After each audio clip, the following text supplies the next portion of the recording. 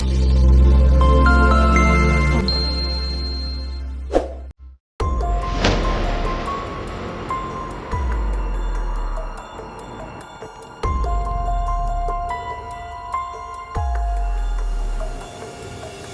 మనిషికి గుండెకాయ ఎక్కువైనా తలకాయ ఎక్కువైనా అంటే ఏం చెప్తాను? మా పార్టీలో హరీష్ రావు, కేటీఆర్ ఇద్దరు సమానం.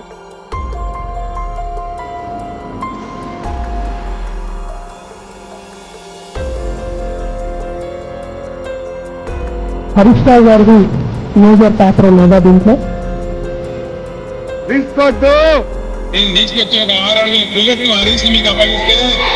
మంత్రి జగదీష్ రెడ్డి లేకుండా 25 గత 25 మాట్లాడు.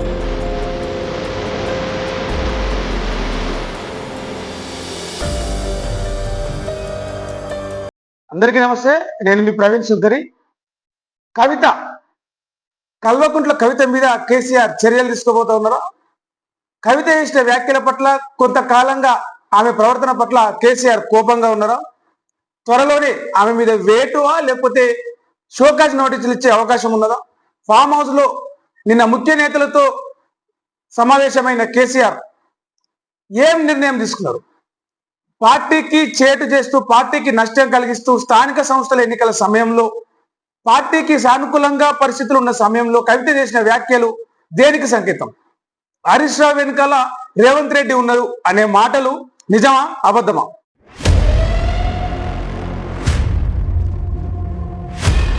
కేటీఆర్ వర్సెస్ కవిత అన్న యుద్ధం ఆ తర్వాత సంతోష్ వైపు ఎందుకు మళ్ళీ ఇప్పుడు హరీష్ రావు వైపు ఎందుకు తిరిగింది?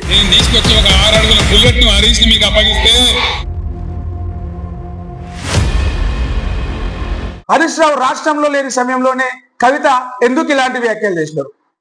దీని గురించి మాట్లాడుకుందాం. ఇలా నిన్న సాయంత్రం కవిత ఒక ప్రెస్ మీట్ పెట్టి, కల్వకుంట్ల కవిత బీఆర్ఎస్ ఎమ్మెల్సీ కేసీఆర్ తనయ ఒక ప్రెస్ మీట్ పెట్టి కేసీఆర్ మీద కాళేశ్వరం విచారణకు సిబిఐ ఎంక్వైరీ చేస్తే మీరందరూ ఏం చేస్తూ ఉన్నారు?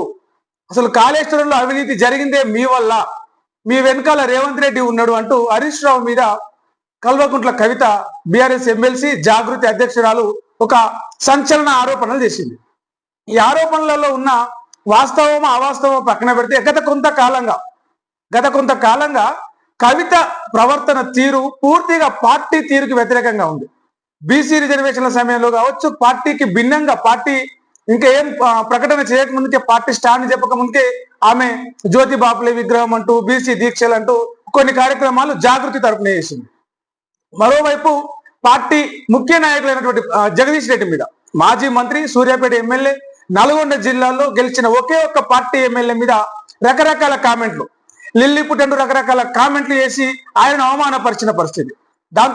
దాంతో పాటు మరోవైపు ఉద్యమ సమయం నుంచి కేసీఆర్ వెంట ఉంటూ ఆయన ఆరోగ్య పరిస్థితులు ఎప్పటికప్పుడు ఆయనకు మందులు అందిస్తూ ఆరోగ్య పరిస్థితులు ఆయనతో పాటు సహకారంగా ఉంటున్న పార్టీ ఎంపీగా పనిచేసినట్టు మాజీ ఎంపీ సంతోష్ రావు మీద ఆరోపణలు చేసింది. దయ్యాలు ఉన్నాయని చెప్పేసి, నా లేఖ విడుదల చేసి లీక్ చేసిరని చెప్పేసి, పార్టీలో దయ్యాలు నన్ను మా నాన్నను కలవలిస్తారని చెప్పేసి గత కొంతకాలంగా సంచలన ఆరోపణలు చేస్తూ ఉన్నారు.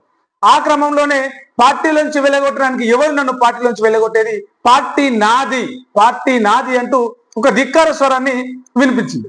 గతంలో పార్టీ నాది అంటూ మాట్లాడిన ఈటెల పార్టీ నుంచి సస్పెన్షన్ కు గురయ్యారు. ఆ తర్వాత ఇప్పుడు ఆయన బీజేపీలో ఉన్నారు, అది వేరే విషయం. అయితే బీఆర్ఎస్ పార్టీలో ధిక్కార స్వరం ఎప్పుడు ధిక్కార స్వరం అని కాదు, అసలు పార్టీ అసమ్మతి స్వరం అనేది ఉండదు. ఎందుకంటే పార్టీ అంతా కూడా బీఆర్ఎస్ పార్టీ పుట్టిందే తెలంగాణ కోసం, తెలంగాణ రాష్ట్ర ఉద్యమం నడిపింది, తెలంగాణ రాష్ట్ర ఏర్పాటు కోసం ముందుండి అన్ని రకాల త్యాగాలు చేసి, అన్ని రకాల కొట్లాటలు చేసి, గెలిచి తెలంగాణ రాష్ట్రాన్ని సాధించి రాష్ట్ర ప్రజలకు అందించి 10 ఏళ్లు పరిపాలన చేసి ఎంతో అభివృద్ధిని చూపించిన పార్టీ బీఆర్ఎస్ పార్టీ.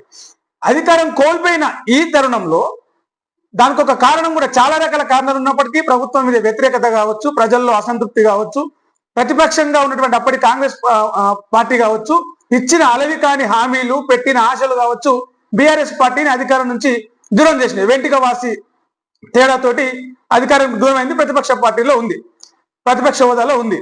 మరి ఈ క్రమంలో, ఈ సమయంలో పార్టీ ఎమ్మెల్సీగా, అధినేత కూతురుగా కవిత చేయాల్సిన పనింది, చేస్తున్న పనింది. పార్టీ మీద బురద చల్లడం, పార్టీ నాయకుల మీద ఆరోపణలు చేయడం, ఇవన్నీ కూడా గత కొంతకాలంగా మనం చూస్తా ఉన్నాం. ఈ క్రమంలో అసలు ఎట్లా అయిందంట పరిస్థితి, సొంతంగా జాగృతి పేరుతోనే ఆమె కార్యక్రమాలు చేస్తున్న పరిస్థితి, రెచ్చగొట్టేలా వ్యాఖ్యలు చేస్తున్న పరిస్థితి. అయినప్పటికీ పార్టీ క్యాడర్ కావచ్చు, పార్టీ లీడర్లు కావచ్చు, ఒక్క మాట కూడా కవితను పల్లెత్తి మాట కూడా అనలేదు. ఎక్కడ కూడా సోషల్ మీడియాలో కూడా కనీసం వ్యతిరేకంగా కావచ్చు, విమర్శిస్తూ కావచ్చు, ఆరోపిస్తూ కావచ్చు, ఒక చిన్న పోస్ట్ కూడా పెట్టలేదు. కానీ ఇప్పుడు పూర్తిగా రోజు రోజుకు పరిస్థితి మరింత దారుణంగా తయారవుతుంది. ఈ క్రమంలో అటు కేసీఆర్ ఫామ్ హౌస్ లో ముఖ్య నేతలతో పొల్ల రాజేశ్వర రెడ్డి, జగదీష్ రెడ్డి, ప్రశాంత్ రెడ్డి వీళ్ళతో ఏర్పాటు చేసిన సమావేశంలో ఏం నిర్ణయం తీసుకోబోతా ఉన్నారు. జగదీష్ రెడ్డి మీద వ్యాఖ్యలు చేసినప్పుడు కూడా ఆయన ఒక సమావేశం పెట్టినారు. ఆ గతంలో సంతోష్ మీద, బీఆర్ఎస్ పార్టీ ఎంపీగా ఉన్నటువంటి, రాజ్యసభ సభ్యుడిగా ఉన్నటువంటి ఆ సంతోష్ మీద వ్యాఖ్యలు చేసింది, సొంత అన్న కేటీఆర్ మీద వ్యాఖ్యలు చేసింది. ఈ వ్యాఖ్యలన్నిటి అంటే గత కొంతకాలంగా ఆమె ప్రవర్తన తీరు పార్టీకి భిన్నంగా, పార్టీకి నష్టం చేకూర్చేలా కనిపిస్తా ఉంది. ఈ నేపథ్యంలో ఎట్లా అంటే ఇటు కుక్క మెచ్చకపోయి అటు కులం మెచ్చకపోయి అన్నట్టుగా పార్టీలో కవిత పరిస్థితి తయారైంది. కవితకు అసలు ఉన్న ఇమేజ్ ఎక్కడి నుంచి వచ్చింది? పార్టీ నుంచి వచ్చిందా, ఆమె సొంతంగా సంపాదించుకున్నదా? వన్ అండ్ ఓన్లీ రీజన్ కవితను ఈ రోజు వరకు ఎవరు ఏమనకుండా ఉన్నారంటే అటు ప్రతిపక్ష పార్టీలో కావచ్చు, అటు ప్రత్యర్థి పార్టీలో కావచ్చు, కాంగ్రెస్ లో, బీజేపీలో కావచ్చు, పార్టీలో కావచ్చు, ఎవరు పల్లెత్తి మాట కూడా అనకుండా ఉండడానికి ఒకే ఒక రీజన్, ఆమె కేసీఆర్ బిడ్డ. అక్కడి నుంచి ఆమెకు వచ్చిన క్రేజ్ అంతా, ఆ మర్యాద కావచ్చు, ఆ హోదా కావచ్చు, అవన్నీ కూడా కేసీఆర్ బిడ్డ అనే దాంతో వచ్చినాయి. కేసీఆర్ మొదలుపెట్టిన ఉద్యమంలో వాళ్ళ కుటుంబం నుంచి వచ్చి పాల్గొన్నారు. ఆ క్రమంలో ఎంపీ సీట్ ఇస్తే ఎంపీగా, నిజామాబాద్ ఎంపీగా గెలిచారు. ఆ తర్వాత ఎమ్మెల్సీ ఇచ్చారు. జాగృతి హోదాలో అధ్యక్షురాలుగా, దాని వ్యవస్థాపకురాలుగా కార్యక్రమాలు చేశారు. ఆ హోదా అంతా కూడా ప్రజలు ఆ ఉద్యమాలు చేసిన నేపథ్యం, కేసీఆర్ బిడ్డ ఉద్యమాల నేపథ్యంతోనే ఆమెకు గౌరవం వచ్చింది. కానీ ఇదంతా నా సొంతంగా వచ్చింది. కవిత అంటే రాష్ట్రంలో చాలా క్రేజ్ ఉంది, ప్రజలందరూ కవిత ఒక పిలుపునిస్తే ఒక వెల్లువల ఉప్పెనలా కదిలి వస్తారు అనే ఒక భ్రమలో ఉండి ఆమె చేస్తున్న వ్యాఖ్యలు, ఆమె తీసుకుంటున్న నిర్ణయాలు, ఆమె చేస్తున్న ప్రకటనలు, ప్రవర్తిస్తున్న తీరంతా కూడా ఆమెకే కాదు పార్టీకి కూడా తీరని నష్టం. అసెంబ్లీ ఎన్నికల్లో ఓడిపోయినాం,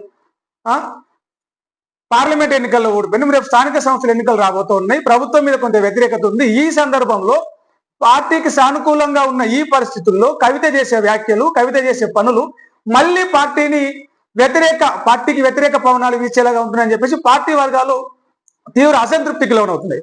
అది ఎట్లంటే మింగలేక, ఇప్పుడు కవిత చేస్తున్న వ్యాఖ్యల్ని, కవిత ప్రవర్తన తీరుని మింగలేక, బయటికి కక్కలేక చాలా గుమ్మనంగా ఒక అసంతృప్తితో ఉన్నారు. అయినప్పటికీ కూడా ఎక్కడ కూడా అది చేస్తలేరు, ప్రభుత్వం మీద పోరాటం చేస్తూనే ఉన్నారు. కానీ పదే పదే సందర్భం వచ్చినప్పుడల్లా పార్టీ నేతల మీద, ముఖ్య నేతల మీద, పార్టీకి పిల్లర్లుగా ఉన్న జగదీష్ రెడ్డి, నల్గొండ జిల్లాలో గెలిచిన ఒకే ఒక్క మంత్రి, ఒకే ఒక్క ఎమ్మెల్యే, నల్గొండ జిల్లా నుంచి పనిచేసిన మంత్రిగా పనిచేసిన ఆయన, విద్యుత్ శాఖ కావచ్చు, విద్యాశాఖ కావచ్చు, సమర్థవంతంగా పనిచేసింది. ఉద్యమకాలం నుంచి కేసీఆర్ తో ఉన్న వ్యక్తి, చాలా అనుబంధం ఉన్న వ్యక్తి. ప్రతి కీలక నిర్ణయంలోనూ జగదీష్ రెడ్డి కేసీఆర్ పక్కన ఉంటారు. ఆ విషయం రాష్ట్ర ప్రజలందరికీ తెలుసు, నల్గొండ ప్రజలకు తెలుసు, పార్టీలో ముఖ్యులందరికీ కూడా తెలుసు.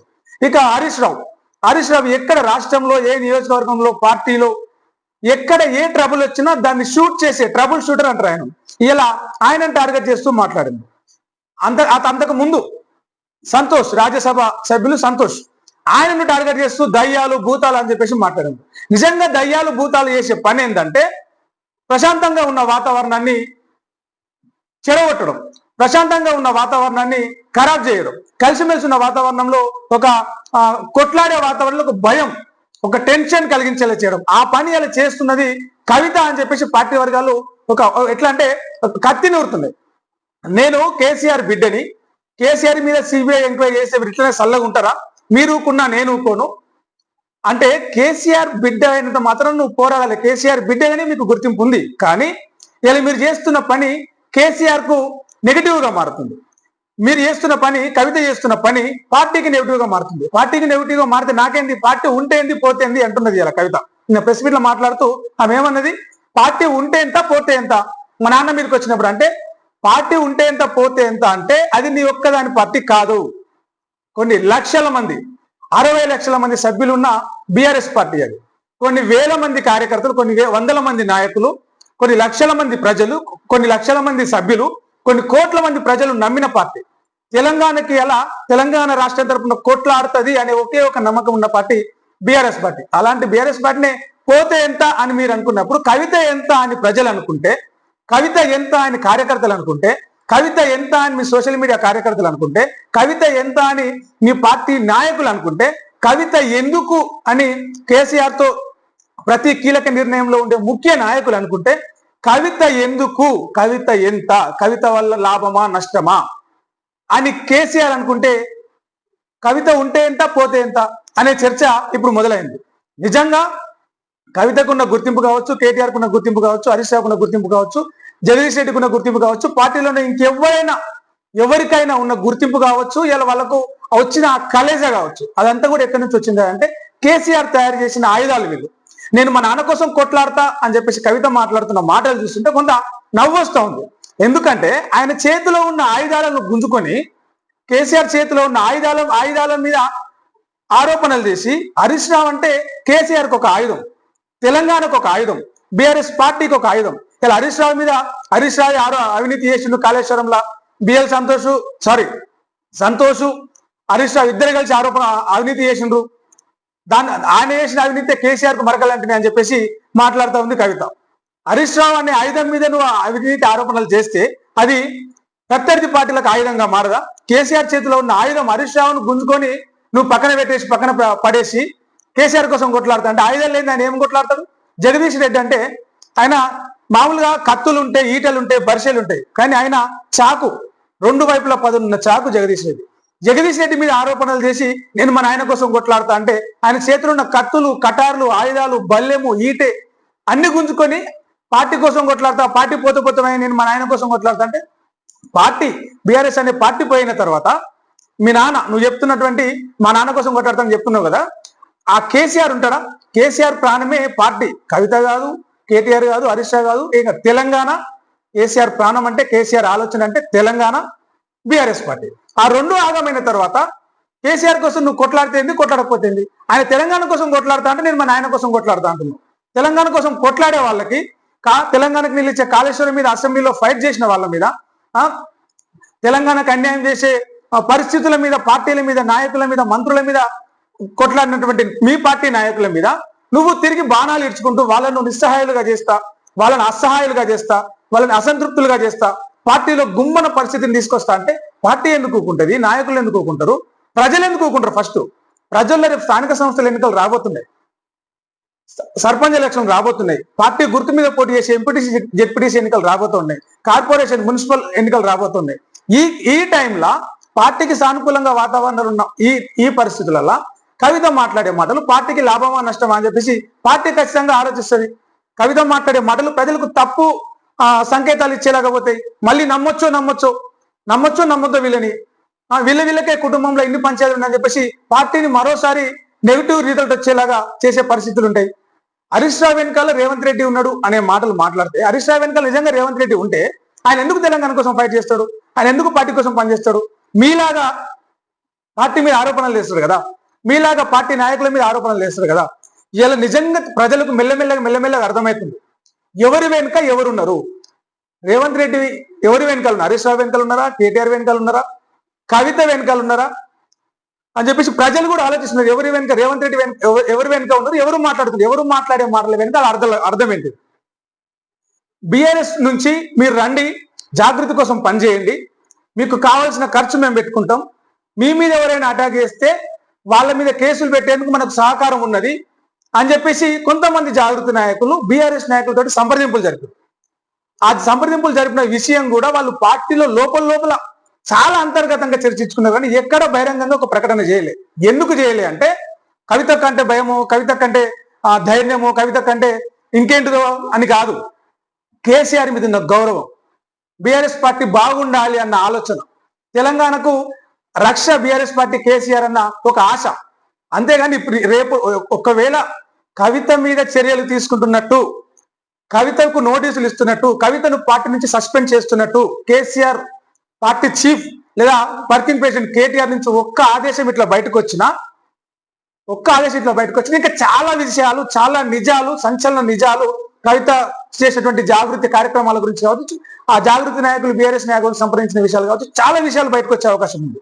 సో స్టార్టింగ్ లోనేమో కేటీఆర్ వర్సెస్ కవిత లాగా జరిగిన రష్ అదంతా కూడా. ఆ తర్వాత సంతోష్ వర్సెస్ సంతోష్ ను బదనాం చేస్తూ మాట్లాడిన మాటలు, ఆ తర్వాత జగదీష్ రెడ్డిని బదనాం చేస్తూ మాట్లాడిన మాటలు, ఈ రోజు హరీష్ రావును బదనాం చేస్తూ మాట్లాడిన మాటలు. అంటే ఒక్కొక్క తర్వాత రేపు కేటీఆర్ అన్నారు, సంతోష్ అన్నారు, జగదీష్ రెడ్డిని అన్నారు, హరీష్ రావు అన్నారు. రేపు కేసీఆర్ ను కూడా ఆయనతో నాకేం సంబంధం, నాకు తెలంగాణ సంబంధం, నా పార్టీ నాకు ముఖ్యం అని కేసీఆర్ ను కూడా అడగని నమ్మకం ఏంటి? రేపు తెలంగాణతో నాకేం సంబంధం, నా రాజకీయ భవిష్యత్తు నాకు సంబంధం, నా రాజకీయ భవిష్యత్తు కోసం నేను అంతా చేస్తున్నా అని అనడానికి నమ్మకం ఏంది? ఈ ప్రశ్నలన్నీ కూడా ఎవరో ఒక ప్రవీణ్ సుంకరి అడుగుతున్న ప్రశ్నలు కాదు, ఒక కార్యకర్త అడుగుతున్న ప్రశ్నలు కాదు. తెలంగాణ ప్రజలు ఏ పార్టీలతో సంబంధం లేకుండా తెలంగాణ ఉద్యమంలో పాల్గొని, తెలంగాణ ఉద్యమం కోసం త్యాగాలు చేసి, ఉద్యమంలో పాల్గొన్న కొంతమంది పక్కకు పోయిన నాయకులు కోర్టు సంపాదిస్తున్నా కూడా అదే ఉద్యమ సిద్ధాంతానికి కట్టుబడి ఇప్పటికీ గుడిసెల్లో రేకులిళ్లలో ఉంటూ తెలంగాణ కోసం పనిచేస్తున్న కార్యకర్తలు, తెలంగాణ కోసం పనిచేస్తున్న ప్రజలు, తెలంగాణ సోయితో ఉన్న ప్రజలు అడుగుతున్న ప్రశ్నలు ఇవి. దీనికి సమాధానము కాలం చెప్తుందా, కవిత చెప్తుందా అనేది పరిస్థితుల మీద ఆధారపడి ఉంటుంది. Thank you. మరో వీడియోలో మళ్ళీ కలుద్దాం. ఈ వీడియో మీద మీ అభిప్రాయం ఏందో కామెంట్ సెక్షన్ లో చెప్పండి. సపోర్ట్ చేయండి, సబ్స్క్రైబ్ చేయండి, లైక్ చేయడం మర్చిపోకండి, షేర్ చేయడం మర్చిపోకండి. నేను మీ ప్రవీణ్ సుంకరి. Thank you.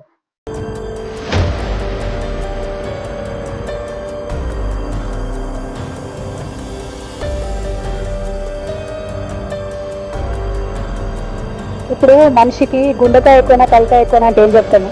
మా పార్టీలో హరీష్ రావు, కేటీఆర్ ఇద్దరు సమానం.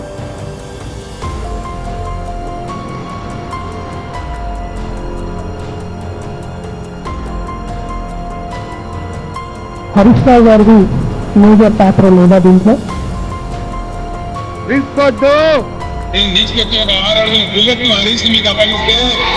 మంత్రి జగదీష్ రెడ్డి లేకుండా 25 ఏళ్ళు గత 25 ఏళ్ళు మాట్లాడాలి.